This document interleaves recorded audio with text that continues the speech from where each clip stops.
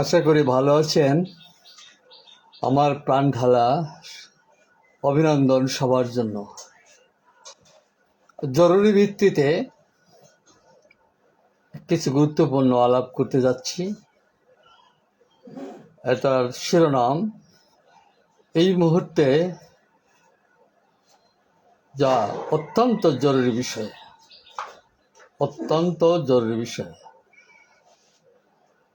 তো ধন্যবাদ। শুরু করতে যাচ্ছি। উপমহাদেশে সাম্প্রদায়িক যে দ্বন্দ্ব সংঘাত, সেটা শুধু এই উপমহাদেশে নয়, সমস্ত মহাদেশে প্রাচীন থেকে আজও পর্যন্ত ধর্মীয় বিদ্বেষ কেন্দ্রিক যে হানাহানি, যে মারামারি হয়ে আসছে, অতীতটা এখানে আলাপ করতে যাচ্ছি না। এই মুহূর্তের জরুরি যে আলাপটা, সেটাই করতে যাচ্ছি। তবে এটা নূতন নয়। শোনা যায় ওই মোগল আমলে মুসলিমরা ভারতবর্ষ যখন শাসন করেছে, তখন হিন্দুদের মঠ মন্দির বা হিন্দুদের উপরে কিছুটা অত্যাচার হয়েছে। এটা প্রতিটি মুঘল বাচ্চাদের সময় নয়, কোনো সময়, কোনো ব্যক্তির সময়, সমস্ত মুঘল সাম্রাজ্যের সব নেতারা এটা করে নাই। এখন আমরা ভারতবর্ষের ধর্ম অন্ধ উগ্র হিন্দুত্ববাদী যে আন্দোলনটা রি করে বেড়ে যাচ্ছে, তাদের কাছে শোনা যাচ্ছে যে মুঘলরা হিন্দুদের উপর অত্যাচার করেছে, তার প্রতিশোধ হিসেবে এখন সনাতনী বা হিন্দুরা ক্ষমতায় এসছে, তার প্রতিশোধ হিসেবে আমরা কি দেখছি? লক্ষ লক্ষ মুসলিম ভোটারদের ভোটার লিস্ট থেকে বাদ দেওয়া, বহিরাগত মুসলিম এইসব নামে মুসলিম বহিষ্কার, এবং বিভিন্ন শত শত বছরের মসজিদ, এই মসজিদকে ভারতের আদালত থেকে বলা হচ্ছে যে এগুলা এখন থেকে হিন্দুদের কীর্তন হবে, কালী পুজো হবে, দুর্গা পুজো হবে মসজিদে, এবং সাথে সাথে ধর্মীয় উগ্রবাদীরা মুসলমানদের মসজিদে ঢুকে তাদের রীতিনীতি অনুযায়ী তাদের ধর্মকার্য শুরু করেছে। এবং অতীতে শুনেছি বা ঘটছেও, ধর্মীয় কারণে এক সম্প্রদায়ের ধর্মীয় লোকেরা আরেক সম্প্রদায়ের উপরে যে নির্মম যে অত্যাচার করেছে, কখনো কখনো ধর্মীয় দ্বন্দ্বে বিপরীত ধর্মের মহিলাদের স্তন কেটে তাদেরকে হত্যা করা হয়েছে। আবার এই ভারতবর্ষেই ব্রাহ্মণ যুগে নিম্ন বর্ণের হিন্দু মহিলাদের রাস্তাঘাটে স্তন বের করে হাঁটার প্রচলন ছিল। তো এগুলো হচ্ছে কি ধর্মীয় উন্মাদনা। এবং আমরা যখন ধর্মের কথাটা বলি, ধর্ম যে চিরকাল বা মানব জাতির আগে ধর্ম আসছে তাও নয়। ধর্ম মানব জাতির মাঝামাঝি স্তরে ধর্মগুলো এসছে পুস্তিকা আকারে, ধর্মগ্রন্থ আকারে। এখন যদি ভারতবর্ষে সমস্ত হিন্দুদের মসজিদগুলোকে কালী মন্দির করা হয়, আচ্ছা এই দিন নয়, এই দিন আগামী সেদিন হবে। যেমন আজকের দিন 1000 বছর আগে ছিল না। 1000 বছরের যে দিনটি ছিল আমরা পেরিয়ে এসেছি আজকের এই দিনে। এই যে বিরাট মানব জাতির পদযাত্রায় বিরাট সময়ে আমরা কত না কাহিনী দেখেছি, কত না কাহিনী শুনেছি ইতিহাসে, এবং ইতিহাস বহির্ভূত যে সমস্ত ঘটনা ঘটেছে ওগুলো আমাদের জানা নাই। কিন্তু আমরা তো মানুষ, মানুষের পরিচয় দিতে হলে কতগুলো মূল বিষয় সমাধান হতে হবে। আমরা সব মানুষ, আমরা বিভিন্ন ধর্মে বিভক্ত। এক ধর্ম আরেক ধর্মের লক্ষ্যে ধর্মীয় যার যার ধর্মের যার যার উপাসনা প্রার্থনা করব। অন্য ধর্মকে মেরে ফেলতে পারবো না, অন্য ধর্ম মিথ্যা, তাদের গাল পাড়তে পারবো না, এটাই নিয়ম। এখন মোগলের সময় কি হয়েছিল বা ইংরেজদের সময় কি হয়েছিল এই দেশে সাম্প্রদায়িক, যেমন পাকিস্তান সৃষ্টি হয়েছে, পাকিস্তানের পর বাংলাদেশ সৃষ্টি হয়েছে, এগুলো কিছুটা ধর্মীয় রেশারেশির কারণে। এখন এইসব তো মানুষ কর্তৃক হয়েছে, কিন্তু জ্ঞানের বিবেচনায়, সত্যের বিবেচনায় আমরা কিন্তু সকল মানুষ এক সৃষ্টিকর্তার, এবং দুনিয়াটা সবার জন্য। শুধু মানুষ নয়, যত প্রাণী আছে, জীবজন্তু যাহা আছে, আমার যেমন এই প্রকৃতি এসে প্রকৃতির সবকিছু ভোগ করার অধিকার আছে, একটা পিঁপড়া, একটা পকজোক, একটা সাপ, বাঘ ভাল্লুক, তাদেরও এই দুনিয়াটা, তারাও এটা ভোগ করবে, তাদেরও এখানে অধিকার আছে। আমি বলতে চাই না এই জন্য বাঘ এসে রাষ্ট্র ক্ষমতা চালাক বা শিয়াল কুকুর এসে রাষ্ট্র ক্ষমতা চালাক, আমি এটা বুঝাতে চাচ্ছি না। বুঝাতে চাচ্ছি সকল প্রাণীর জন্য দুনিয়া আমাদের একটা। এখানে আমরা সবাই বসবাস করব, অপ্রয়োজনে কেউ কাউকে নির্মূল করব না, হত্যা করব না। এখন আধুনিক সাম্রাজ্যবাদী যুগে সম্পদের অপ্রতুলতার কারণে যুদ্ধ বিগ্রহ দেখা দিচ্ছে, ভূ রাজনীতি, এবং জগৎটাকে আবার উলট পালট করে সাম্রাজ্যবাদীদের তাদের রক্ষার জন্য তাদেরকে ভূ রাজনীতিতে আবার নূতন কৌশল দেখা যাচ্ছে। এবং সাথে সাথে সব দেশে দেশে সাম্প্রদায়িক দ্বন্দ্বটা সামনে এসে যাচ্ছে। বিশেষ করে ভারতবর্ষের এই অংশে হিন্দু মুসলমানের দ্বন্দ্বটা সামনে এসে যাচ্ছে। সামনে তাদের ইস্যু কি, যে মোগল মুসলমানরা হিন্দুদের উপর অত্যাচার করত, ওটা অন্যায় ছিল, ওটা ভুল ছিল। সেই ভুলের জন্য তাদের ইতিহাসটা আরেকভাবে লেখা উচিত, যে মোগল বাদশারা বা ইংরেজরা এখানে হিন্দু মুসলমানের ব্যাপারে মুসলমানদের পক্ষ অবলম্বন করেছিল, বা ইংরেজরা হিন্দুদের পক্ষ অবলম্বন করেছিল মুসলমানদের স্বার্থের বিরুদ্ধে। এগুলো আবার ইতিহাসটাকে এইভাবে লেখা দরকার, বা এইভাবে মানুষদের সামনে আনা দরকার। কিন্তু উগ্র যে ধর্মের যে প্রভাবটা আমরা দেখতে পাচ্ছি, সমস্ত মুসলিমদের ওই মসজিদ ভেঙে দাও, সমস্ত মুসলমানদের মসজিদের ভিতরে দুর্গা মূর্তি, কালী মূর্তি ঢোকাও, আবার বাংলাদেশে এই অংশে আবার ওইরকম যদি হয়, সমস্ত মন্দিরের ভিতরে কোরআন শরীফ ঢোকাও, সমস্ত মন্দিরের ভিতরে আজান দিয়ে নামাজ পড়ো, তাহলে আমরা মানুষ দাবি করি কি করে? একথা, এগুলো যে যুক্তিতে মেলে না, অযৌক্তিক। এবং এখান থেকে মানুষ কি শিখবে, আমরা কি শিক্ষা দেব, আমাদের প্রজন্ম কি আমাদের কাছ থেকে শিখবে কি আমরা যা করে যাচ্ছি এটাই আগামী দিনে হবে? তাহলে শান্তিটা কোথায়? শান্তি বলতে আমি বলি প্রাণের নিশ্চয়তা কোথায়? আমাকে মরতে হচ্ছে, আমি একটা ধর্মীয় সম্প্রদায়ের লোক, আমাকে মেরে ফেলছে আর একটা ধর্মের লোকেরা, আমি তো জানলাম না আমার অপরাধটা কি। যদি উগ্র এই যে ধর্মীয় যে দাঙ্গাটা হচ্ছে, এটা তো বাস্তবে আমরা এটাই দেখছি। তাহলে এদিন থাকে না, এমন একটা দিন সামনে আসবে, আমরা শিক্ষা নিব যে আমরা অহেতুক মৃত্যু ঘটিয়েছি, বা নিজে নিজে নিজে মৃত্যুর শিকার হয়েছি, এগুলো ছিল উগ্রতা, ধর্মীয় উগ্রতা, ধর্মীয় অন্ধতা। এর থেকে শিক্ষা নেবে, এবং এমন তো হতে পারে সামনে, হতে পারে কি সামনে এমন হবে, মানব জাতি দেখবে মানুষের সুখের কথা, মানব জাতি ভাববে মানুষের মঙ্গলের কথা, দুনিয়ার কথা, মানুষ মানুষকে নিয়ে ভাববে। সেখানে ধর্মটা কি অবস্থা থাকবে আমরা অনুমান করেও বলতে পারি না। তা এককালে এইভাবে ধর্মটা ছিল না, ধর্মটা এসছে।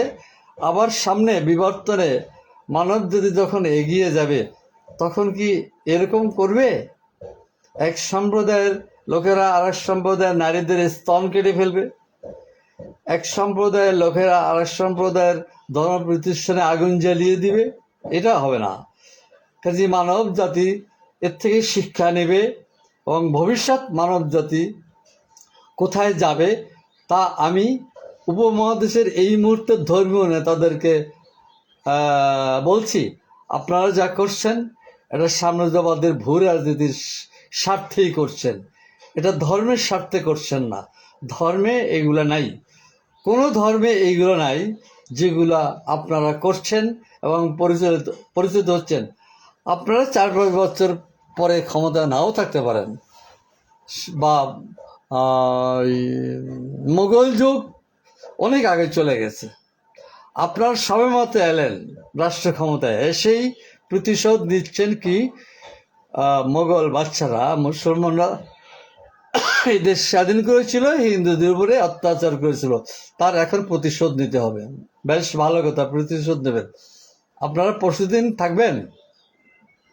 আপনাদের কোনো গ্যারান্টি আছে যে জীবন ভর আপনারা থাকবেন? আপনাদের একদিন চলে যেতে হবে, আপনারাও মোগলদের মতো ইতিহাস হয়ে যাবেন। কিন্তু ইতিহাসে আপনাদের এই খারাপ কাজগুলো বর্ণিত থাকবে। এই যে ধর্মীয় উগ্র অন্ধত্বের যে কার্যকলাপ চালিয়ে যাচ্ছেন, এতে লাভবান হচ্ছে কে? লাভবান হচ্ছে সাম্রাজ্যবাদী পুঁজিবাদের ভূ রাজনীতি লাভবান হচ্ছে। আর ক্ষতি হচ্ছে কি? প্রাণ হারাচ্ছে। একসময় পূর্ব বাংলার হিন্দুরা গাঠি বস্তা নিয়ে, বউ ছেলে মেয়ে নিয়ে মাতৃভূমি ত্যাগ করে চোখের পানি মুছতে মুছতে ভারতে চলে গেছে। আবার ভারত, বিহার, উড়িষ্যার থেকে মুসলমানরা সব কিছু হারিয়ে তাদের বাচ্চা ছেলে মেয়েদের চোখের পানি মুছতে মুছতে বাংলাদেশে এসছে।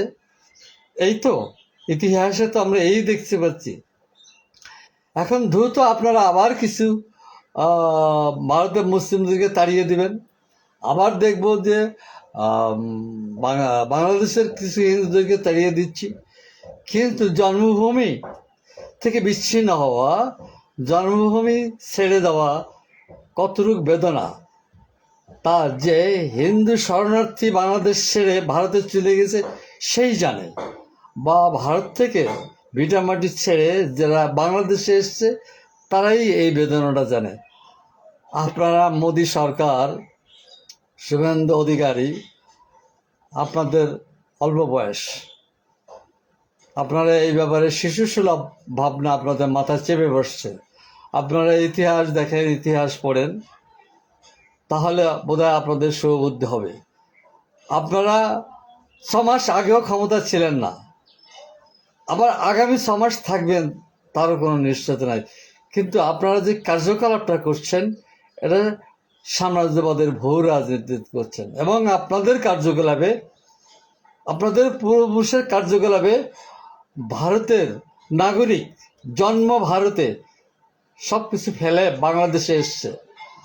আবার বাংলাদেশের জন্ম এখানে, ভিটামাটি এখানে, সব কিছু এখানে, এই আবহাওয়ায় তারা বড় হয়েছে। তারা এদেশের ধর্মান্ধ মুসলিমদের দ্বারা বিতাড়িত হয়ে, শরণার্থী হয়ে ভারতে বা বিভিন্ন জায়গা পালিয়ে গেছে। যারাই গিয়েছে তারাই জানে দেশ ত্যাগের বেদনাটা।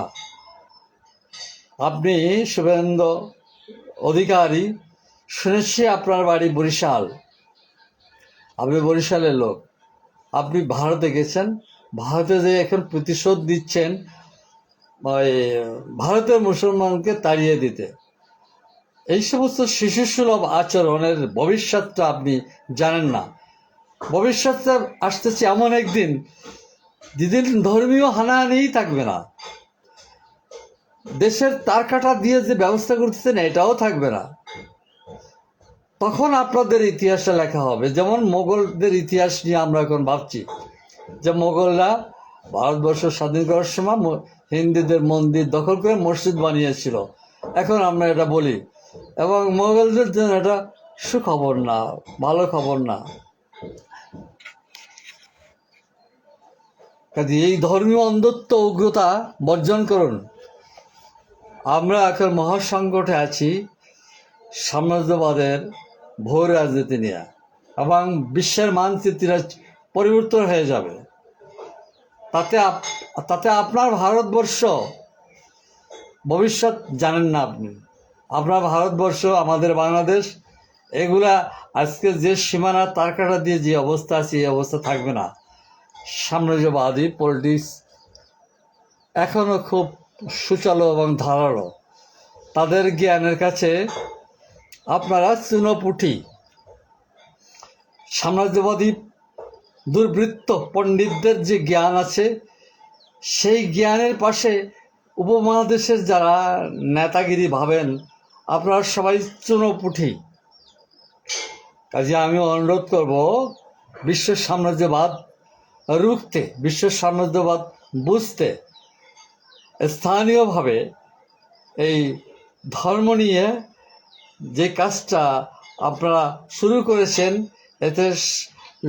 এতে লাভবান হবে সাম্রাজ্যবাদ। কাজে আপনারা এটা বর্জন করুন।